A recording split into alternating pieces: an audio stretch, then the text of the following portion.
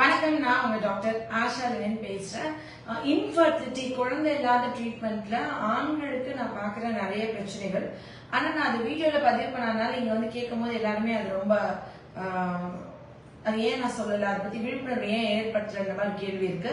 ஜென்ரலா குழந்தை பிறக்கும் போதே ஆண் குழந்தைங்களுக்கு அந்த இதான் ஆண் உறுப்புனா இந்த ஃபோர் ஸ்கின்னு சொல்லுவோம், மேல இருக்க தோல் ரொம்ப டைட்டா இருந்துச்சு, ஃபைமோசிஸ் அந்த மாதிரி இருக்குன்னா இப்போ சுன்னத் ஆபரேஷன் பண்ணுவாங்கல்ல முஸ்லிம்ஸ், அந்த மாதிரி பண்ணிட்டா பிரச்சனை தீர்ந்து போயிடும். சப்போஸ் பண்ணாம விடுறாங்க, இல்ல இந்த ஓப்பனிங் யூரின் போற அந்த ஓட்டை வந்து இப்படி இல்லாம கீழே இருக்கும், சம்டைம்ஸ் ஹைப்போஸ்பாடியஸ் சொல்லுவோம், அந்த மாதிரி தான் ஆபரேஷன் பண்ணி இங்க மேல வைப்பாங்க. அது வந்து தாம்பத்தியமும் பிரச்சனை பண்ணலாம். இன்னொன்னு இருக்கு, இந்த ஃபோர் ஸ்கின் ரொம்ப டைட்டா இருந்து இழுத்து இழுத்து இழுத்து சும்மா தளர்ந்து இருக்கும் போது அந்த குழந்தைங்களுக்கு ஆண் உறுப்பு நார்மலா இருக்கும். ஆனா விரைப்புத்தன்மை வரும்போது பாத்தீங்கன்னா இந்த இந்த ஃபோர் ஸ்கின் இழுக்கிற இடத்துல இப்படி ஒரு சின்ன பெண்ட் இருக்கும். இப்படி நேரா இருக்க வேண்டியது எய்தர் 20 டிகிரி ஆர் 30 டிகிரிக்கு இப்படி வளைஞ்சு இருக்கிறது, ஒரு கர்வ் மாதிரி, ஒரு சி மாதிரி இப்படி பாத்தீங்கன்னா இந்த மாதிரி சப்போஸ் இருக்கு, இந்த மாதிரி பெண்டா இருக்குன்னா அது வந்து நேரா இருக்கிற ஆண் உறுப்பு லைட் பெண்ட், ஃபுல் பெண்ட், சி ஒரு அந்த இது. இந்த மாதிரி பிறவியே இல்லாம ஒரு 30 வயசு 40 வயசுக்கு அப்புறம் நிறைய இது காமனா நிறைய பேஷண்ட்ஸ் இந்த மாதிரி வந்துட்டு இருக்காங்க. கார்டின்றது ஒரு பிரச்சனை இருக்கு, அது வந்து ஜெனட்டிக்கா இருக்கு, சர்ஜரி பண்ணி கரெக்ட் பண்ண தாண்டி ஒரு ஆணுக்கு ஒரு 35 வயசு 40 வயசுல சடனா ஒரு கர்வேச்சர் இருக்குன்னா அதுக்கு ஹோமியோபதியில மருந்து இருக்கு. அந்த கார்டிக் வந்து கேப்சிகம், அதுக்கப்புறமா மைகேன் ஒரு மெடிசன், நிறைய மெடிசன்ஸ் இருக்கு ஹோமியோல.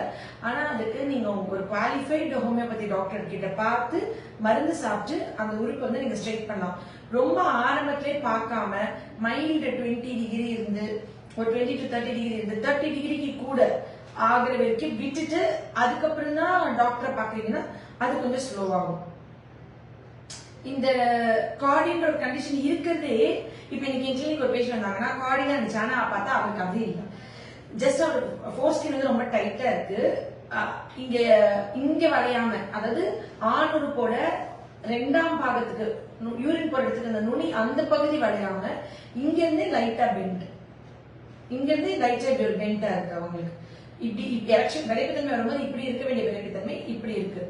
சோ இந்த சின்ன சிம்டம், இந்த இது கூட குழந்தை இல்லாம வரும்போது டாக்டர்கிட்ட சொல்லணும். ஆமா சொல்லணும், அதுக்கு மருந்து இருக்கு, அது சொல்லணும், அதுக்கேற்ற மாதிரி மருந்து கொடுக்க முடியும், அப்பதான் அது கரெக்டா பண்ண முடியும். இன்னைக்கு இந்த பேஷண்ட் பார்த்துட்டு ஆமா நம்ம இது வந்து வீடியோவே போடாம வச்சுட்டோமே, இது முதல்ல வீடியோ போட்டுருவோம், ஏன்னா இது வந்து அவ்வளவு இம்பார்ட்டன்ட். இந்த நேரா லைட்டா 20 degree bend, 20 to 30 degree, 30 degree full bend இப்படி இருக்கிறது வந்து கார்டி, இது வந்து கார்டி, CHORDEE. இதுக்கு ஹோமியோபதியில மருந்து இருக்கு.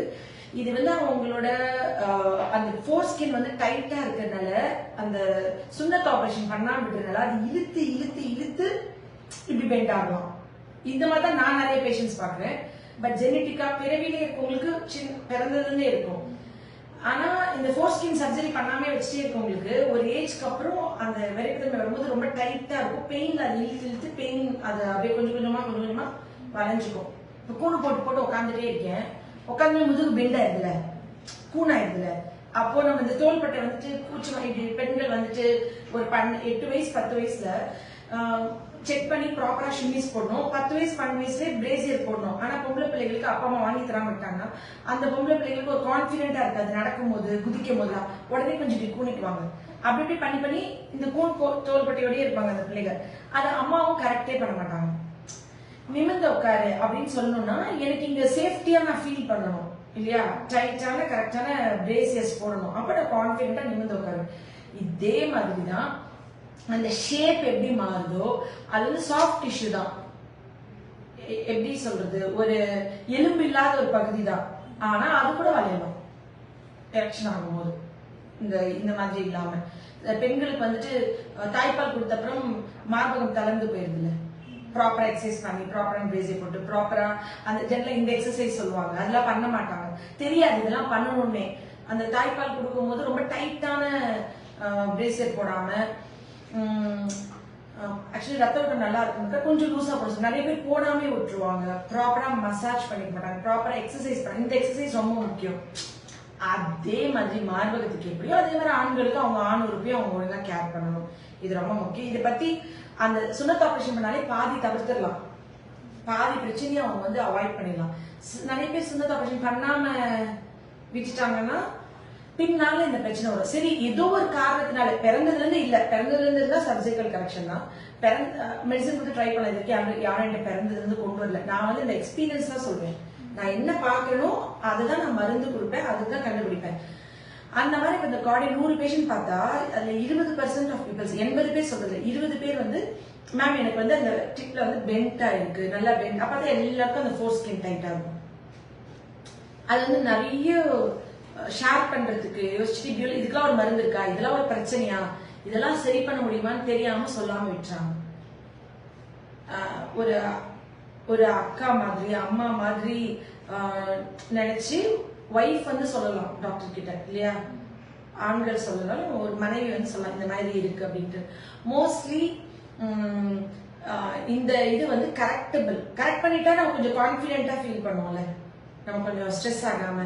இது வந்து அவங்களோட செக்ஷுவல் லைஃப் டிஸ்டர்ப் ஆகதான் கரெக்ட் பண்ணலாம். சிலருக்கு செக்ஷுவல் லைஃப் டிஸ்டர்பே ஆகாதனால அவங்கவுங்களுடைய தனிப்பட்ட டெசிஷன், முடிவுகள் தான் இது. இது ஒரு பெரிய நோய் கிடையாது, இதுக்கு மருந்து இருக்கு, அதுக்கான விழிப்புணர்வு தான் இது.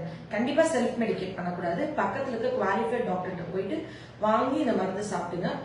அண்ட் இந்த மைக்ரேன்ற மருந்து வந்து எதுல இருந்து எடுக்கிறாங்கன்னா ஒரு டைப் ஆஃப், அது வந்து ஆரஞ்ச் ஸ்பைடர். மோஸ்ட்லி அந்த மருந்து இருக்கவங்க எப்படின்னா தூக்கத்துல பல்லு கடிப்பாங்க.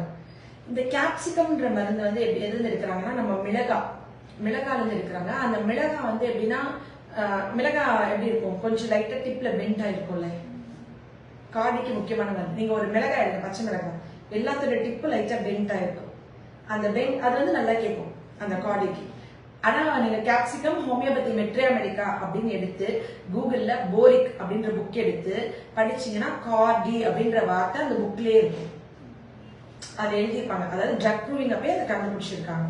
ஆனா இது 90% ஆஃப் டாக்டர்ஸே யூஸ் பண்ணிருக்க மாட்டாங்க. இதை பத்தி அவங்களுக்கே தெரிஞ்சிருக்கு. அந்த கேள்வி பேஷண்ட் கேட்டா தானே இப்படி பிரச்சனை இருக்குன்னு தெரியும், அப்பதானே அதுக்கு மருந்து தேடி இருப்பாங்க, அப்பதானே அந்த மருந்தை கண்டுபிடிச்சிருப்பாங்க, அப்பதானே கொடுத்துருப்பாங்க. இது பத்தி தெரியாதனால இது இனிமே எடுத்து படிக்கிறவங்களுக்கு ஆச்சரியம். இது நிறைய மருந்து இருக்கு, நான் 2 தான் சொல்றேன். ஏன்னா சொன்னா அவங்க செல்ஃப் மெடிகேட் பண்ணிக்குவாங்க. இதுவும் டோசேஜ் சொல்ல மாட்டேன், என்ன பாட்டன்சி பவர் எவ்வளவு கொடுக்கணும் எதுவுமே நான் சொல்ல மாட்டேன்னா இது நாங்க டாக்டர்ஸ் தான் டிசைட் பண்ணுவோம். சொன்னா என்ன பண்ணா அவங்க வாங்கி சாப்பிடலாம் சொல்ல டாக்டர். ஏன்னா இதெல்லாம் ரொம்ப சென்சிட்டிவான பிரைவசியான விஷயம். ஒரு டாக்டர் வந்து சொல்லும் போது டாக்டர் எப்பவுமே கடவுளா பாருங்க.